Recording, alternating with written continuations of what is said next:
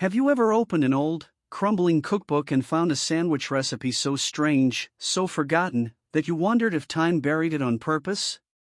In today's video, we're peeling back the pages of dusty 19th and early 20th century lunch tables into a world where sandwiches weren't just food, they were survival, celebration, and sometimes downright bizarre.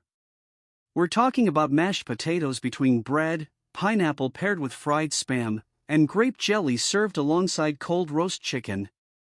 These weren't made to go viral, they were born in coal towns, kitchen experiments, and Depression-era diners. Some were hearty staples during wartime. Others graced porcelain plates in tea rooms you've never heard of. But every single one tells a forgotten story. You've heard of PB&J, but have you tasted gooseberry and cheese? Or boiled ham with raisins? Stick with me, because we're diving into 60 of the most unusual, mouth-watering, and downright unbelievable sandwiches from America's hidden recipe history. And by the end, you might just want to make one. Let's begin. Do you remember the kind of sandwich that didn't need meat to be filling? Just warmth, leftovers, and a little ingenuity? The mashed potato and gravy sandwich was that humble invention, a Depression-era classic that turned yesterday's dinner into today's survival. This sandwich didn't pretend to be fancy. It was created in kitchens where nothing went to waste, where moms and grandmas made meals stretch across days. Leftover mashed potatoes, still creamy with a hint of butter, were spooned onto thick slices of white bread. Sometimes toasted, sometimes not. Then came the gravy, brown, rich, and warm enough to soak through the bread just a little. If there was a scrap of meat, maybe a shred of roast beef or a sliver of turkey, it went in too. But more often, this sandwich stood proudly on potatoes and gravy alone. It sounds simple. And it was. But simple doesn't mean forgettable. For factory workers, school kids, and farmhands alike, this sandwich hit like a hug on a hard day. It was soft, warm, and deeply comforting food that stuck to your ribs when money was tight and options were few. Some folks swore by adding a little black pepper or a slice of onion. Others wrapped it in wax paper and stuck it in lunch pails. It wasn't pretty, but it was pure comfort. And though it might raise eyebrows today, in the 1930s and 40s, the mashed potato and gravy sandwich was a quiet staple on countless tables across America. It didn't need a spotlight, it just needed to feed you. And it always did. Up next, we've got a sandwich that sounds more like a dessert, but trust me, it earned its place. Let's talk cream chicken on raisin bread. Yes, really. If you ever had a grandmother who knew how to stretch Sunday's roast into Monday's miracle, then you've probably tasted something like the cream chicken sandwich. But what makes this one special is how it turns scraps and simplicity into pure, pourable comfort. This wasn't your average chicken sandwich. No lettuce, no tomato, no fancy spreads. Just chopped leftover chicken, white and dark meat mixed together, folded into a rich, homemade cream sauce. Flour, butter, milk, and a little black pepper came together to make a silky base. Sometimes peas or mushrooms were added, but only if they were handy. The cream chicken mixture was served hot, usually spooned right over thick, toasted bread. Some folks left the top slice off, eating it open-faced with a knife and fork. Others closed it up and let the bread soak up every bit of that savory sauce. Either way, it was messy, it was hearty, and it felt like something straight out of a 1940s farmhouse kitchen. These sandwiches were especially popular during World War II, when meat was rationed and home cooks had to make do. A single chicken could stretch across 3 meals, and creaming the leftovers was a clever way to make it feel like something new. Schools, churches, and lunch counters served them up in droves, and kids loved them, even if they didn't always know what was in them. It was warm. It was cheap. And it filled you up without fanfare. Today, it might sound like an old-school potluck item. But back then, this sandwich was a lunchtime legend. One bite, and you understood it wasn't about what you had. It was about what you made with it. And if you think chicken and cream sauce was indulgent, wait until you hear what happens when someone pairs grape jelly with cold roast chicken. Trust me, you're not ready. Now this next one sounds like a culinary accident, but trust me, back in the day, it was a beloved oddity hiding in plain sight. The cold roast chicken and grape jelly sandwich was one of those sweet and savory combinations that made you raise an eyebrow right before taking another bite. It started the way most forgotten sandwiches did: leftovers and limited options. You had cold roast chicken from Sunday dinner, and you had grape jelly in the fridge. And if you were a clever home cook, especially in the 1940s or 50s, you didn't waste a thing. Slices of cold roast chicken, tender, slightly salty, maybe a little smoky, were laid onto soft white bread. Then came the surprising part: a spoonful of grape jelly spread right on top. Not jam. Not chutney. Just plain, old-fashioned Concord grape jelly. The kind that jiggles. It sounds strange, but here's why it worked. The sweetness of the jelly cut through the richness of the chicken, creating a contrast that danced on the tongue. It was like Thanksgiving dinner wrapped into a sandwich. Some versions added cream cheese, or even lettuce for a crunch, but the real heart of it was always that unlikely pairing: cold poultry and purple jelly. These sandwiches popped up in lunchboxes, school cafeterias, and corner diners that served up whatever the local crowd was used to. And while the grape jelly made it feel like a kid's invention, adults loved it too, especially those who grew up during leaner times, when creativity was a necessity. Today, it might sound like a joke. But one bite, and it makes a weird kind of sense. And if you think that's wild, just wait until we introduce curried eggs into the mix. Spicy, creamy, and completely unexpected, the next sandwich has a story all its own. Before avocado toast took over brunch menus, and long before turmeric lattes became trendy, there was a little-known sandwich quietly making waves in 1950s kitchens: the curried egg salad sandwich. It was creamy, spicy, and just exotic enough to feel like a twist on something familiar. At its core, it was just egg salad: hard-boiled eggs, mashed with mayo and a bit of mustard. But then came the surprise: a spoonful of curry powder. Not the fiery kind you'd find in a restaurant, but the mellow, yellow grocery store blend that added warmth without overwhelming the dish. A little diced celery gave it crunch. Some versions included chopped apple or raisins, echoes of British tea sandwiches, where savory and sweet played side by side. This was the post-war era. Spices from abroad were becoming more available, and American housewives were eager to add international flair to the everyday lunchbox. Curry powder was exotic, but not intimidating. Adding it to egg salad was adventurous, but still safe. Served on soft white or whole wheat bread, this sandwich found its way onto picnic tables, bridge club trays, and the tea room menus of department stores. It wasn't loud or flashy, it was quietly confident, a sandwich that made you do a double take after the first bite. Creamy, tangy, slightly spicy, it had layers. And for people growing up during that time, the curried egg salad sandwich felt like a little trip around the world without ever leaving the kitchen.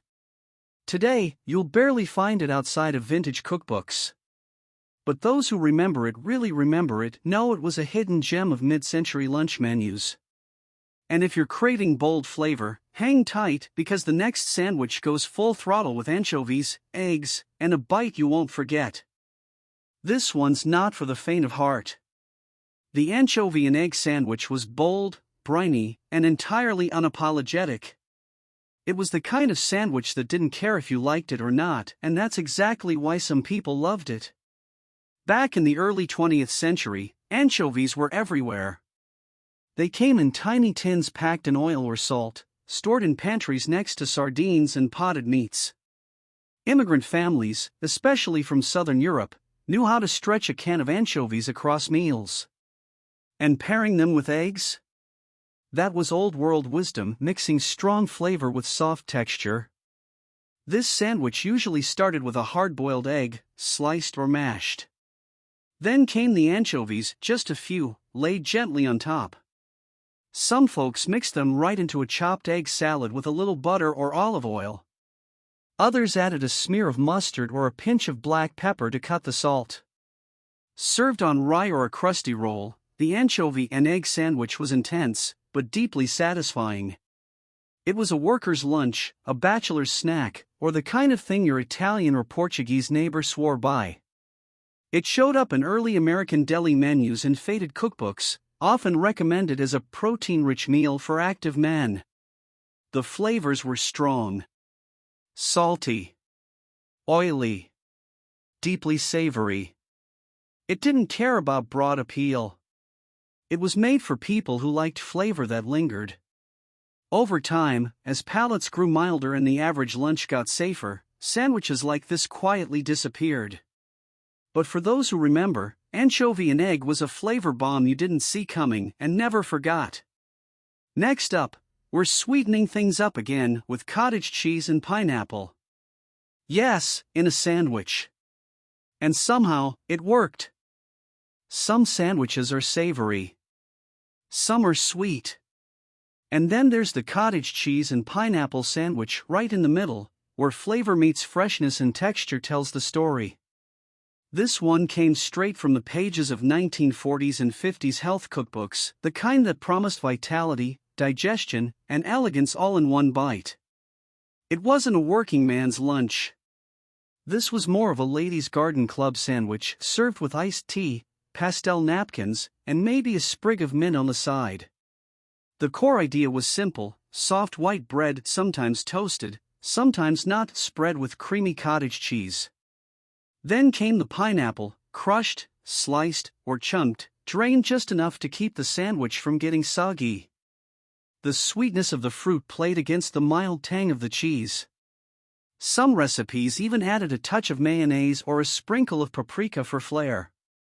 It was light, refreshing, and oddly satisfying. Nutritionists at the time praised the combo as energy-giving and figure-friendly. It was high in protein, low in fat, and most importantly, easy to assemble with pantry staples. It became a favorite in cafeterias, hospital lunch trays, and summer luncheons hosted by women who read Good Housekeeping religiously. For kids, it was often their first introduction to cottage cheese outside of a bowl. For adults, it was a gentle, cooling lunch in the heat of July. And while today it might raise a few eyebrows, those who grew up eating it still remember it with quiet fondness. No grill marks, no fancy spreads, just clean, contrasting flavors tucked between two slices of bread. And if you thought this was an unexpected duo, wait until you hear what happens when pickled beets meet goat cheese. Yep. It gets even weirder and even better. Now this one came from the cooler corners of the lunch table, the kind of sandwich that always stood out with its bold colors and bolder flavors. The pickled beet and goat cheese sandwich wasn't common, but when it showed up, it made an impression. This was a favorite of the health-conscious, artsy, and slightly bohemian crowd of the 1960s and 70s, especially in college towns, co-ops, and vegetarian cafes. But its roots go deeper than that. Pickled beets were a pantry staple during the Great Depression and World War II. They were easy to can at home, full of nutrients, and added a sweet and sour punch to otherwise bland meals. Goat cheese, on the other hand, was still a bit of a novelty in American kitchens. It wasn't mass-produced like cheddar or American slices, it was special. Tangy, creamy, and just funky enough to feel different. Together, they made magic. The sandwich usually started with hearty whole grain or rye bread, something dense enough to hold the moisture. Thick slices of pickled beets laid down like rubies, then a generous smear of goat cheese, sometimes whipped with herbs or black pepper. Some versions added arugula or baby spinach for a peppery bite, but at its core, it was all about contrast: creamy and crisp, earthy and tangy, sweet and sharp. It was the kind of sandwich you brought to work and everyone noticed. Not everyone wanted a bite, but they remembered it.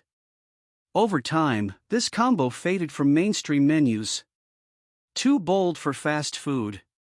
Too homemade for chain cafes. But in small towns, artist retreats, and the occasional farmer's market deli, it lived on. Next, we're going full Southern. mustard greens, crispy bacon, and a sandwich that tastes like Sunday supper in 2 bites. If you've never had mustard greens in a sandwich, you're not alone. But in southern kitchens, especially in rural farm towns, this combo was a hidden gem that packed more flavor than most deli counters could dream of. The mustard greens and bacon sandwich was smoky, peppery, and just bitter enough to bite back. This sandwich was born from the land. Mustard greens were easy to grow, even in poor soil. They were a staple in gardens across the South, especially during the Great Depression and post-war years. While some folks boiled them down for supper, others figured out that when you pair those spicy greens with crispy strips of bacon, magic happens, especially between 2 slices of bread. It started with fresh greens, sautéed just until tender, sometimes with onions, sometimes with a splash of vinegar. You didn't want them mushy, just warm enough to mellow the bitterness. Then came the bacon, fried until crackling and curled, its salty fat coating every bite of green. The 2 were piled high onto white sandwich bread or cornbread slabs if you were lucky. This wasn't a dainty tea sandwich. It was bold, messy, made to be eaten with 2 hands and a paper towel nearby. In working-class kitchens, it was a quick, hearty lunch. For sharecroppers, mill workers, and anyone feeding a family on a budget, it delivered flavor, fat, and greens all in 1 bite. Add a dash of hot sauce or a spoonful of chow relish if you really wanted to do it right. Today, it's mostly disappeared from modern menus, but it deserves a comeback. The texture, the contrast, the southern soul, it's all there. And next, we're leaving the fields behind and heading into lunchbox territory with a canned meat you either loved or loathed, Vienna sausage. Before Lunchables and pre-packed deli meat, there was the humble can of Vienna sausages, small, pale cylinders packed in brine and mystery. And for many kids growing up in the mid-20th century, especially during hard times, the Vienna sausage sandwich wasn't just lunch, it was the lunch. These sausages came cheap, had a long shelf life, and didn't need refrigeration, perfect for families trying to stretch $1. One can held about 6 little sausages, and with a loaf of white bread, you could feed a few hungry mouths in a pinch. This wasn't gourmet. It was survival. But it had its charm. Most versions started the same, Vienna sausages split lengthwise, sometimes fried for texture, sometimes laid cold straight from the can. They were placed onto buttered bread or slices smeared with yellow mustard. Some added American cheese. Others got creative with pickles, ketchup, or even mayonnaise.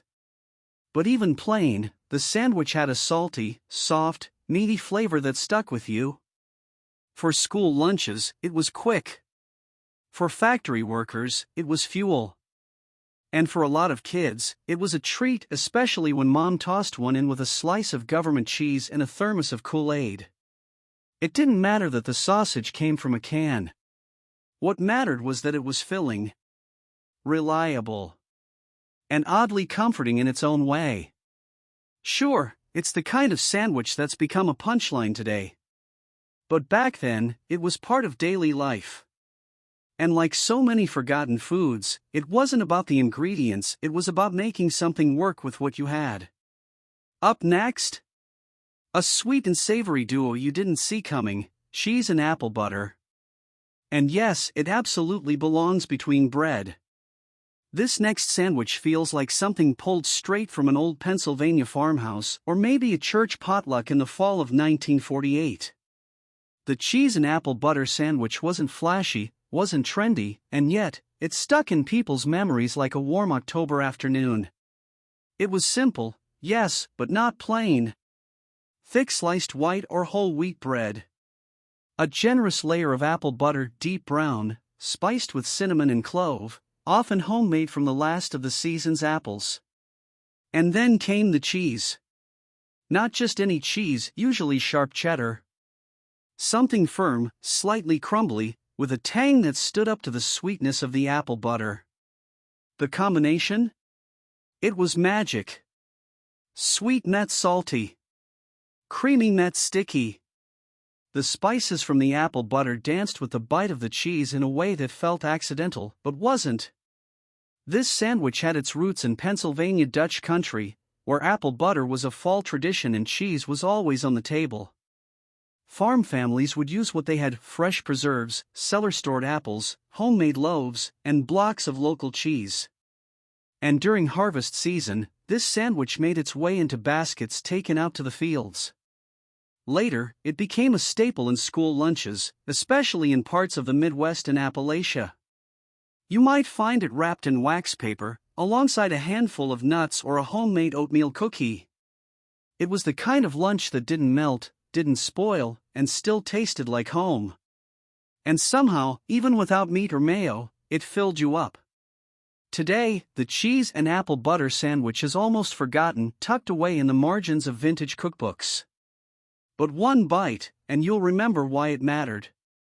And coming up, we're taking things south again with cold fried chicken on a biscuit. Need I say more? Now this one right here? This was Sunday supper's second life. The cold fried chicken biscuit sandwich was the Southern answer to the question, what do you do with leftovers when there's no time to reheat? Easy, you put it on a biscuit and call it a blessing. This sandwich wasn't born in diners or fancy kitchens. It was born the morning after, when families had a few leftover pieces of fried chicken from the night before. Still crispy around the edges, seasoned with love and lard, and just cool enough to eat straight from the fridge. The biscuit? That was homemade, of course. Flaky, buttery, and just a little crumbly. The kind that left flour on your fingertips. Split it open, lay a cold fried thigh or breast inside, maybe peel off the bone if you had a minute, and you had a sandwich that didn't need condiments. But if you were lucky, someone in the house had a jar of honey or pepper jelly, and that got drizzled right on top. This wasn't a snack. This was a meal you could eat with one hand while the other packed a lunchbox or hauled in firewood. Cold fried chicken had flavor that deepened overnight: garlic, paprika, black pepper, all mellowed and rich. And tucked inside a warm biscuit? It was heaven. You'd find this sandwich in Southern kitchens, Baptist church picnics, and the front seats of pickup trucks across Georgia, Tennessee, and Alabama. It didn't need a menu listing, it just needed leftovers and a biscuit tin. And it wasn't about being fancy. It was about making something real out of what you had. That's the story of a lot of these sandwiches, isn't it? Next up, we're getting into something sharp, salty, and straight from the war pantry: gooseberry and cheese. Now here's a sandwich that feels like it came from a garden, a root cellar, and an old general store all at once. The gooseberry and cheese sandwich was a curious little thing. Tart. Creamy. A little sweet. A little strange. But for those who grew up with it, it was unforgettable. Gooseberries were once common in American backyards and rural farms, especially across the Midwest and Northeast.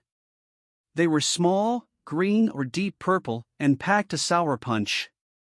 Before refrigeration, preserving them as jams or jellies was the only way to keep them around, and those preserves became the secret weapon in many forgotten recipes. Now picture this: fresh or toasted white bread. A spread of sharp cheddar cheese, maybe sliced thick, maybe shredded and lightly melted. Then came the gooseberry jam, spooned right over the cheese like it had every right to be there. The result? A sandwich with layers. Tangy and sweet from the berries. Rich and savory from the cheese. It woke up your taste buds and made no apologies. Some versions used cream cheese instead of cheddar, especially in tea sandwiches. Others added a dash of black pepper for contrast. But at its heart, the sandwich was about embracing contrast, how two ingredients from totally different worlds could come together and work. It showed up in farmhouse lunches, Sunday night suppers, and even in some wartime recipe books when rations forced cooks to get creative with preserves and pantry staples. And while gooseberries disappeared from most markets, the memory of this sandwich stuck around in recipe boxes and family lore. It might sound odd now, But one bite and you'd understand why Grandma kept a jar of gooseberry jam in the back of the cupboard waiting for the cheese. And next, we're turning scrambled eggs and relish into something far more legendary than it sounds. At first glance, it doesn't sound like much, scrambled eggs and relish. But this sandwich wasn't trying to be fancy. It was trying to feed you.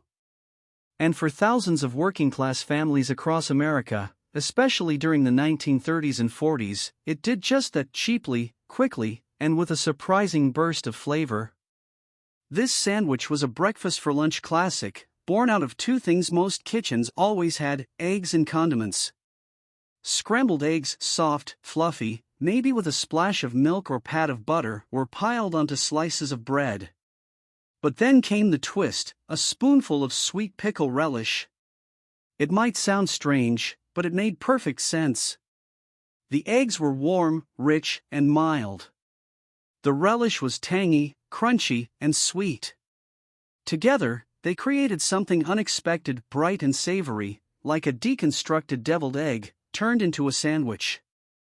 If a family had mayonnaise, it might be stirred into the eggs for creaminess. If they had cheese, it went in too.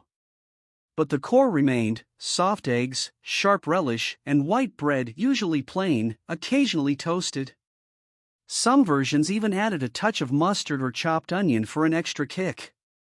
This sandwich showed up in lunch pails, school boxes, and diner counters where eggs were cheap and meat was scarce.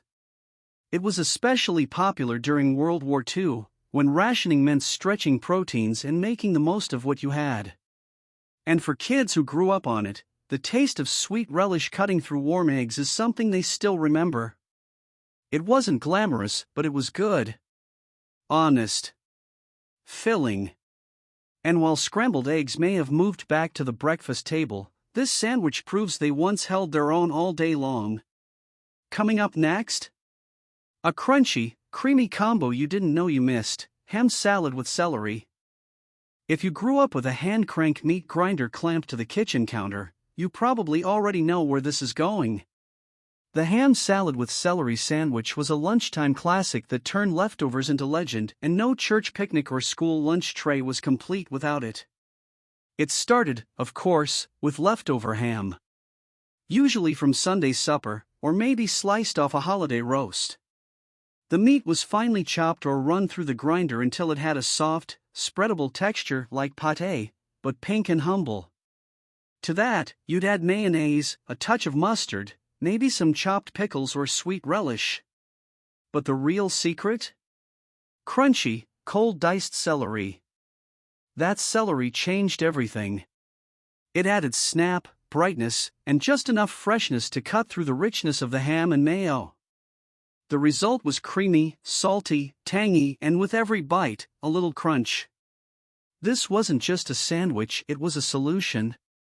It made use of every scrap of meat and turned it into something that felt like a treat.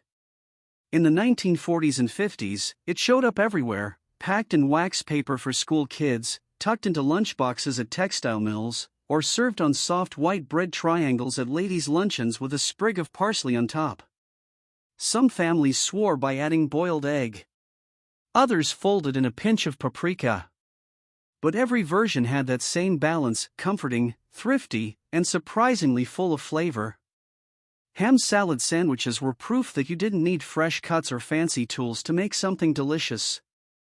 All you needed was a little elbow grease, a grinder, and a fridge full of a little bit left.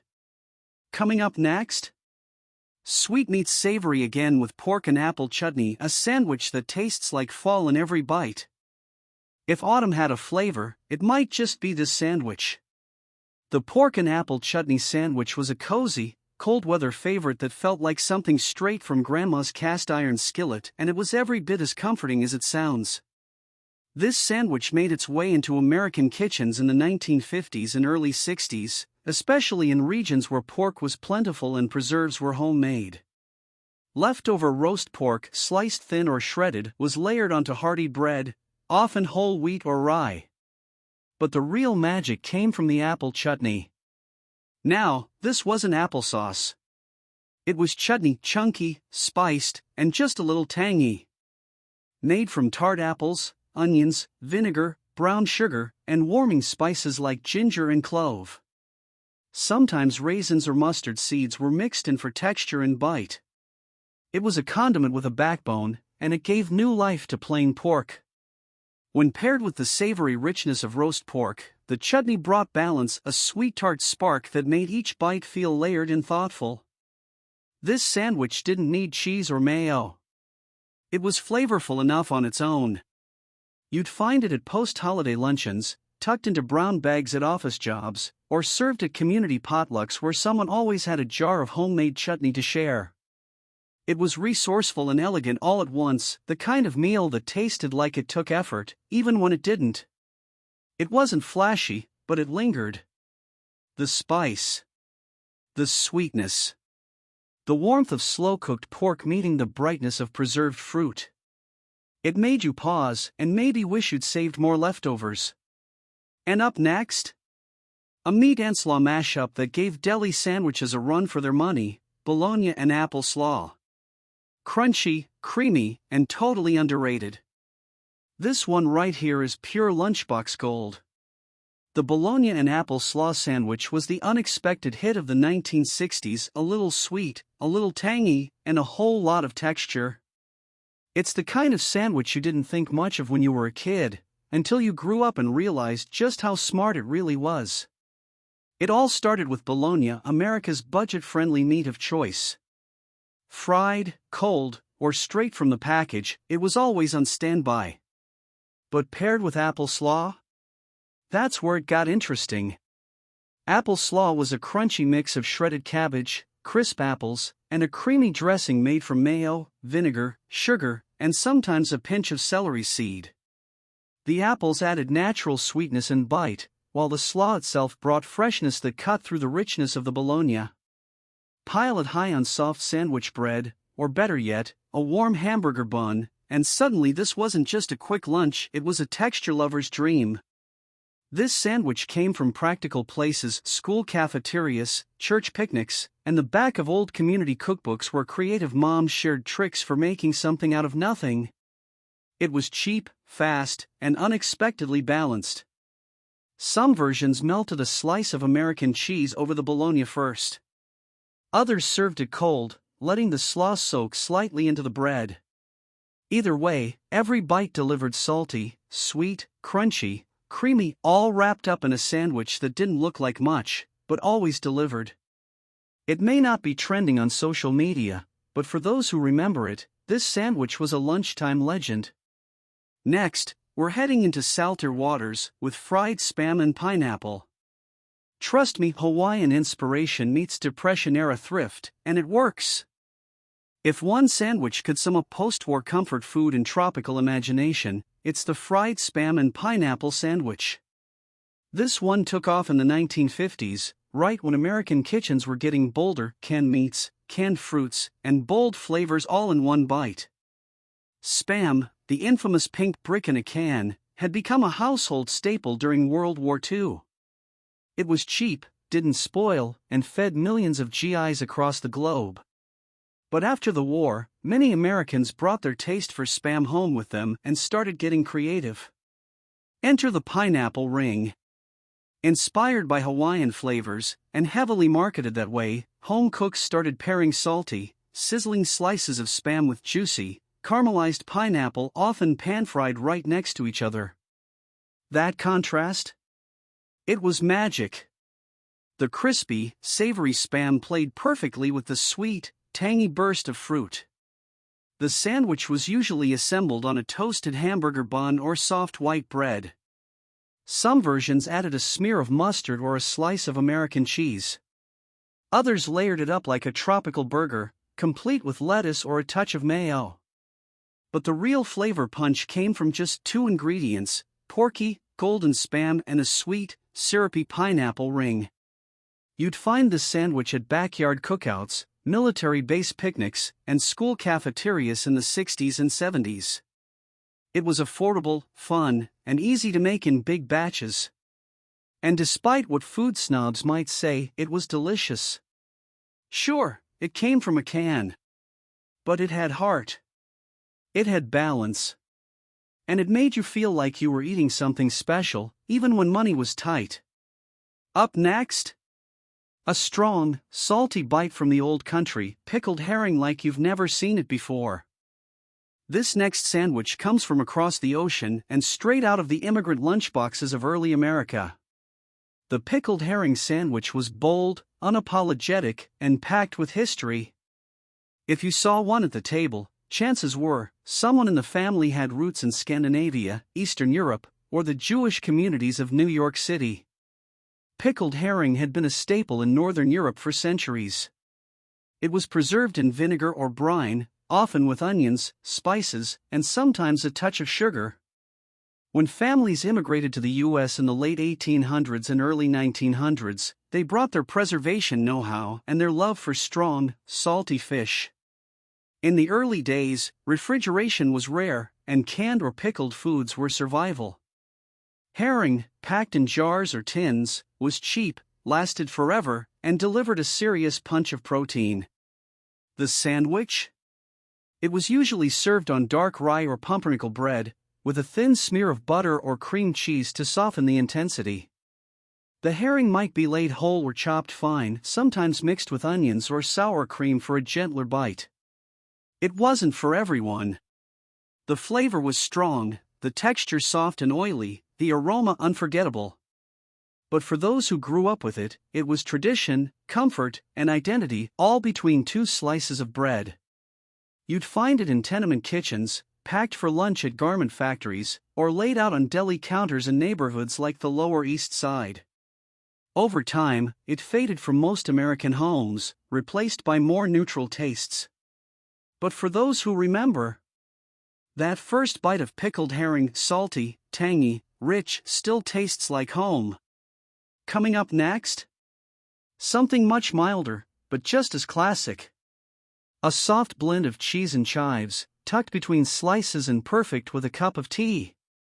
Sometimes, the most unassuming sandwiches are the ones that last the longest. The cheese and chive sandwich was light, quick, and quietly classy, a favorite at tea tables, school lunches, and even wartime rations when options were few but flavor still mattered. This sandwich had roots in both British and American traditions. In England, it was a staple of the afternoon tea spread. In the U.S., it found its way into 1940s and 50s cookbooks, especially under the meatless lunches section, ideal for Lent, light dinners, or brown bag lunches during rationing years. At its simplest, the sandwich was made with grated or spreadable cheese, usually a sharp cheddar or cream cheese base, mixed with finely chopped fresh chives. The result was creamy, tangy, and full of that gentle onion kick only chives can offer. The mixture was often seasoned with a little black pepper, and sometimes a hint of mustard or Worcestershire sauce, depending on the family recipe. Spread between thin slices of white or whole wheat sandwich bread, it was soft, mild, and incredibly easy to make. But don't mistake that for boring. The chives gave it brightness. The cheese gave it richness. And together, it was far more than the sum of its parts. It showed up in lunchboxes wrapped in wax paper, at garden parties on delicate china, and even in hospitals and school cafeterias, because it was nourishing, affordable, and gentle on the stomach. This sandwich didn't need meat to feel complete. It was confident in its simplicity and comforting in its familiarity. And next, we're entering strange but true territory, the peanut butter and lettuce sandwich. Yep. You read that right. And somehow, it worked. Now here's a sandwich that always makes people pause. The peanut butter and lettuce sandwich sounds like a dare, until you try it. Then suddenly, you get it. This quirky combo dates back to the early 20th century, right around the time peanut butter was becoming a household staple. Back then, before jelly took over as its lifelong partner, peanut butter was paired with all kinds of ingredients in pursuit of nutrition, texture, and novelty. Enter lettuce. Crisp, clean, cheap, and most importantly, refreshing. While it might sound strange today, this sandwich made perfect sense during the Great Depression and the war years when families were focused on simplicity and balance. Peanut butter brought protein and fat. Lettuce added hydration and crunch. Together, they created a sandwich that was surprisingly satisfying without feeling heavy.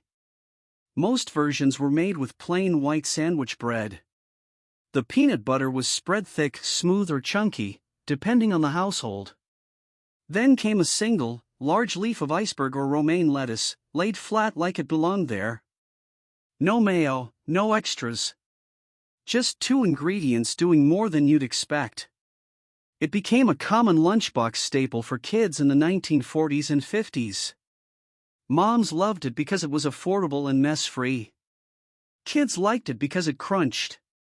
And during hot summers, that cool lettuce leaf offered something other sandwiches didn't: refreshment. Sure, it vanished once peanut butter and jelly stole the spotlight. But some folks never let go. To this day, older cookbooks and community recipe cards still list it proudly, proof that even the oddest pairings can stand the test of time. And up next?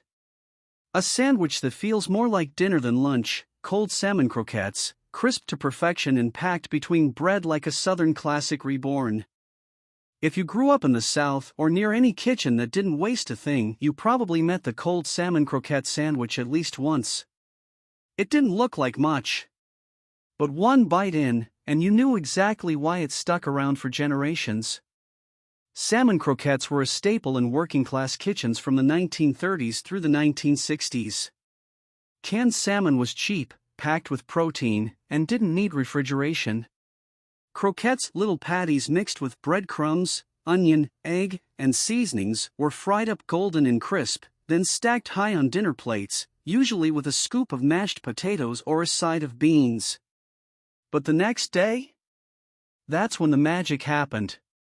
Leftover croquettes went straight into sandwiches. Cold. Right from the fridge. And they were better that way: firmer, deeply seasoned, and still packed with flaky salmon flavor. Most folks used plain white bread or soft buns. Some added a swipe of mayonnaise or a spoonful of tartar sauce. Others kept it plain, just bread and croquette, and let the flavor do all the talking. These sandwiches weren't fancy. They were practical. But they tasted like home. School lunchrooms, fishing cabins, mill towns, this was comfort food you could hold in one hand. And for many, it was a reminder of a mother or grandmother who could stretch a can of salmon into something that felt special. They'd fry the croquettes in cast iron, season them just right, and know exactly how to tuck them into lunch the next day. Cold salmon croquette sandwiches didn't need cheese. They didn't need lettuce. They needed one thing: respect. Because once you had one, you understood. Coming up next? We're sticking with the canned theme, but adding some crunch and elegance with canned chicken and almond sandwiches. Trust me, this one's got bite. Back in the days when casseroles ruled the dinner table and anything salad style could be tucked into a sandwich, the canned chicken and almond sandwich quietly carved out a place for itself. It was part tea party, part thrift meal, and all comfort. Canned chicken first rose to popularity during and after World War II, when shelf-stable proteins were a necessity. It wasn't glamorous, but it was tender, mild, and endlessly adaptable. And when you flaked it, folded in mayonnaise, a touch of lemon juice, and a handful of chopped celery, you had the base of something pretty special. Now toss in sliced or slivered almonds, and suddenly this humble mixture had crunch, richness, and just the faintest whisper of luxury. This sandwich was often served on soft white or whole wheat bread, the crusts trimmed, sometimes cut into neat little triangles. It showed up at bridal showers, church luncheons, PTA meetings, and Sunday afternoon gatherings. It was the fancy option that didn't break the grocery budget. Some versions added grapes or chopped parsley. Others spiced it up with paprika or a dash of garlic powder. But the core stayed the same: soft, savory chicken salad with the unmistakable crunch of almonds. It had that rare ability to feel both nourishing and delicate. And it made good use of canned goods in a way that didn't feel like a compromise. If anything, it felt like a smart little kitchen trick turning pantry staples into something tea-room ready. These days, it's all but vanished. But one bite of the sandwich, and it all comes rushing back: the quiet hum of conversation, the clink of lemonade in vintage glassware, and the satisfying crunch of almonds between soft bread. Up next, we're about to get melty. Macaroni and cheese in a sandwich? Oh yes. And it's as wild as it sounds. Let's be honest, this sandwich breaks the rules in the best possible way. The macaroni and cheese sandwich is rich, messy, unapologetically indulgent, and exactly the kind of comfort food that defines a generation of kitchen improvisers. It likely started in the 1960s or 70s, when boxed mac and cheese was in every pantry and kids ruled the lunch table. Leftover macaroni and cheese? That wasn't waste, that was filling. And when you're trying to make dinner stretch or give a school lunch a little more heft, putting pasta between slices of bread just made sense. But here's the thing, it wasn't just kid food. It was smart food. 2 slices of soft white bread, buttered and toasted on a griddle. In between, a mound of creamy, cheesy elbow macaroni, still warm, or cold and firm from the fridge. Some folks added an extra slice of cheddar for structure. Others pressed the whole sandwich like a grilled cheese, letting the edges crisp and the filling melt into a golden, oozy masterpiece. It was carb on carb, sure. But it was satisfying in a way few other sandwiches could match. Filling, nostalgic, and easy to make with whatever was left over from last night's dinner. You'd see it in brown bags, diner menus trying to appeal to college kids, or homemade by moms who just needed to get lunch on the table fast. No frills. No pretense. Just honest comfort layered between 2 slices of bread. And let's be real, it's the kind of sandwich that makes your inner child cheer. Because deep down, we all remember the joy of macaroni night, and this sandwich let you relive it the next day. Coming up next, we're bringing in bold breakfast vibes with a deviled egg and bacon sandwich, and it's every bit as punchy as it sounds. Now this is where 2 classic American staples, deviled eggs and crispy bacon, come together in sandwich form. The deviled egg and bacon sandwich didn't come from a fancy cookbook. It came from real-life leftovers, picnic baskets, and Sunday mornings when someone decided to go just a little overboard, in the best way possible. Deviled eggs had already earned their place at every church gathering and family reunion by the 1950s. They were creamy, tangy, and endlessly customizable. But what happened when you made a few too many? Simple, you turned them into a sandwich. Start with hard-boiled eggs, mashed with mayo, mustard, paprika, and a little vinegar. Add a sprinkle of salt and a hint of black pepper. Then came the upgrade: crispy, salty bacon crumbled or layered in strips right on top of the egg mixture. The result was everything you wanted in a bite: creamy, smoky, savory, with just enough zing to keep things interesting. Most people used soft sandwich bread, white, wheat, or even rye. Some folks toasted it for crunch. Others let it soak in all the flavor. Either way, it was a showstopper in a brown bag or on a brunch platter. This sandwich was perfect for using up leftovers from a party or repurposing Sunday breakfast. It wasn't glamorous, but it was smart, a way to turn small amounts of rich ingredients into something hearty and satisfying. And the bacon? It wasn't just for flavor, it was for texture. That crunch against the smooth deviled egg filling made it unforgettable. You won't find this sandwich on many modern menus, but for those who remember it, it's the kind of thing you quietly crave when nothing else will do. Next up, we're heading into sweet and savory territory with boiled ham and raisin sandwiches. Yes, really. And trust me, it's better than it sounds. Now here's a sandwich that makes you pause. Boiled ham and raisin? It sounds like someone mixed up the lunch menu and the dessert tray, but this curious combo was no accident. It was a Depression-era classic that made the most of what was on hand, and somehow, it worked. Boiled ham was common in American kitchens from the late 1800s into the mid-20th century. It was affordable, easy to slice thin, and could be stretched across multiple meals. Sweet raisins, meanwhile, were pantry staples, cheap, shelf-stable, and used as a natural way to bring a little life to bland dishes. So some clever home cook, likely in the 1930s or 40s, decided to put them together. The sandwich usually started with soft white or rye bread. A layer of thinly sliced boiled ham went down first. Then, a spoonful of chopped raisins, sometimes soaked in warm water or even vinegar to soften them, was spread over the top. The flavor? Unexpected. The saltiness of the ham clashed and then melded with the chewy, sweet raisins. It was like pairing prosciutto with figs long before that was considered gourmet. Some versions added a smear of mustard or even a dab of butter to balance it all out. You'd find this sandwich in school lunches, church socials, and frugal homes where creativity in the kitchen was a survival skill. It wasn't flashy, but it was memorable. And for families who lived through tough times, it was a reminder that even humble ingredients could surprise you. Today, it's almost vanished, too odd for modern tastes. But one bite brings you back to a time when nothing went to waste, and every sandwich told a story. Coming up next? A true cocktail party relic, egg and caviar tea sandwiches, tiny, delicate, and packed with punch. Now this one's got a little sparkle to it. The egg and caviar tea sandwich wasn't your average lunchbox filler, it was the kind of sandwich that showed up at baby showers, bridge games, and cocktail parties with actual linen napkins. Fancy, yes, but still grounded in tradition, thrift, and that old-school love of small, flavorful bites.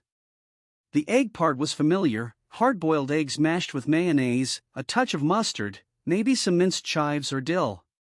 Smooth, creamy, rich like a deviled egg in spreadable form. But then came the twist, a dollop of caviar. Not the expensive kind from the Caspian Sea more often, this was domestic paddlefish or lumpfish roe, affordable and sold in little glass jars at the corner grocer. Together, they made a sandwich that felt luxurious without going overboard. The eggs brought creaminess, while the caviar added salty pop and a whisper of the sea. Layer it onto thin slices of white or rye bread, crusts trimmed, naturally, and cut into dainty triangles or rounds. These weren't sandwiches you bit into with both hands. These were two-bite showstoppers.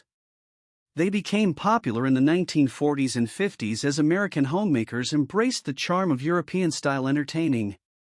Tea sandwiches were all the rage, and adding a touch of caviar gave even a simple egg salad an air of sophistication. You'd find them on silver platters, arranged in perfect rows, maybe with a sprig of parsley or a slice of olive on top. And while times changed, for many, this sandwich remained a tiny symbol of big hospitality, proving that a little elegance could go a long way. Next up? Something bolder and a bit mysterious, Braunschweiger and onion sandwiches, earthy, strong, and unforgettable. This one wasn't made to impress the faint of heart.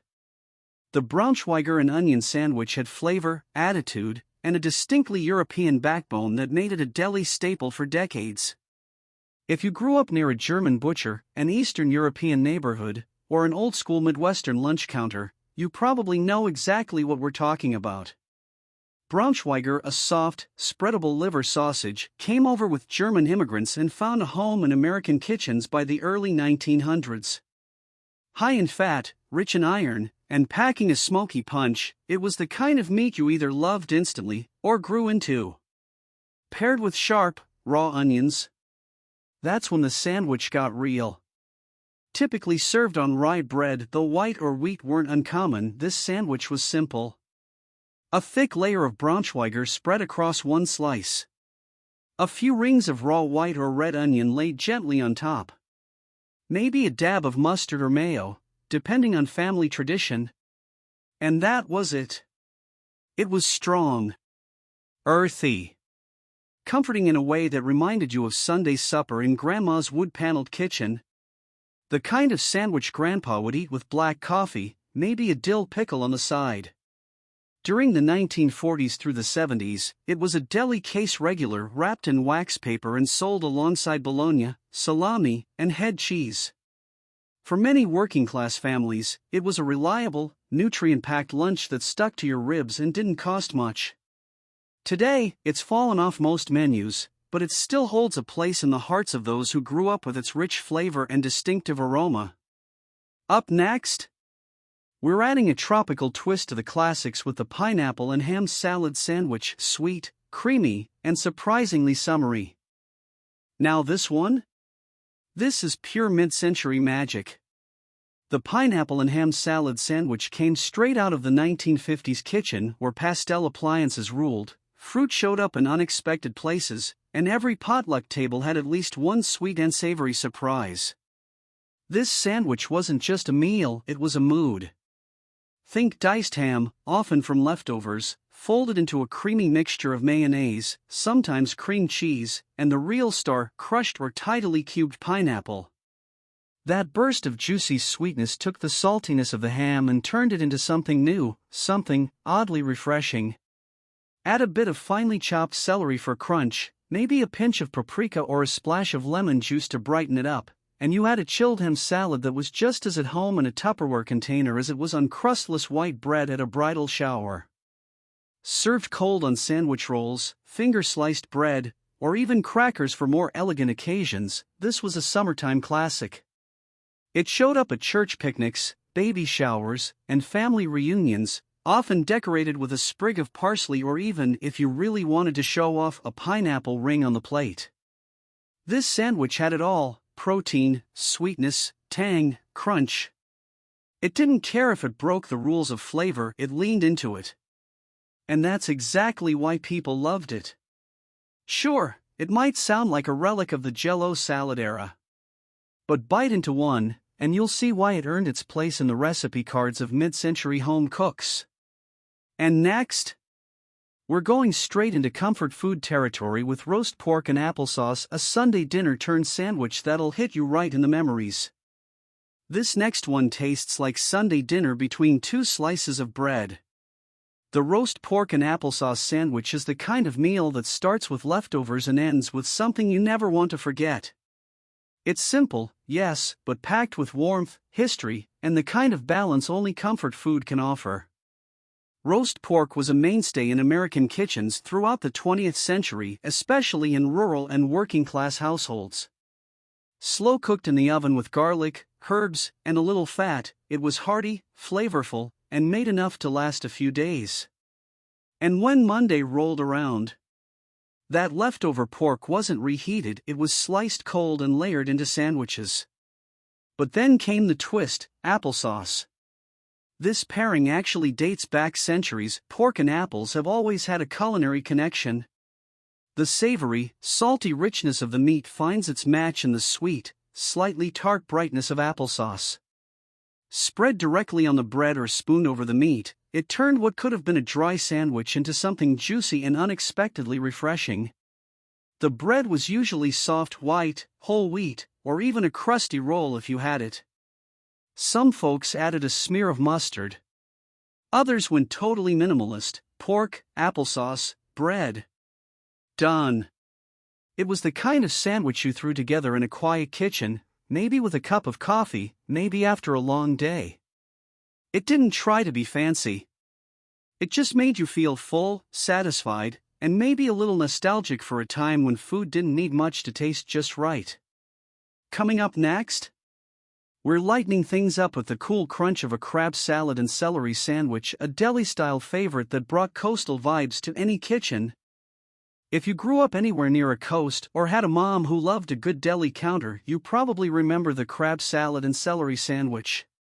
It was light, chilled, and just fancy enough to feel like something special. But the real magic? It came from stretching humble ingredients into something that felt like luxury. Crab salad rose to popularity in the 1950s and 60s, when canned crab meat became widely available and seafood salads hit their peak. This wasn't the kind of crab you cracked open with a hammer, it was the tidy, affordable kind you could fold into mayonnaise, lemon juice, a pinch of paprika, and finely chopped celery. And oh, the celery. It wasn't just filler, it was essential. It added crunch, freshness, and balance to the soft, rich crab. Some versions tossed in green onions or a spoonful of sweet pickle relish. Others kept it minimal. But it always had that cool, creamy texture with just the right bite. The sandwich was typically served on soft white sandwich bread, often with the crusts trimmed off. For a fancier feel, it was cut into triangles or served open-faced with a sprinkle of parsley. For a heartier version, some folks tucked it into a toasted bun or croissant, turning a simple seafood salad into a lunchtime indulgence. You'd spot it at bridal showers, summer luncheons, or packed in wax paper next to a thermos of sweet tea. It was light, but filling. Simple, but elegant. And for anyone who remembers, it's the kind of sandwich that still brings a sense of calm to a chaotic day. That's it, 30 forgotten sandwiches, dug up from old cookbooks and dusted off for a new generation. And if you've loved this journey, don't forget to subscribe. Because the next batch of recipes, they're even more unexpected.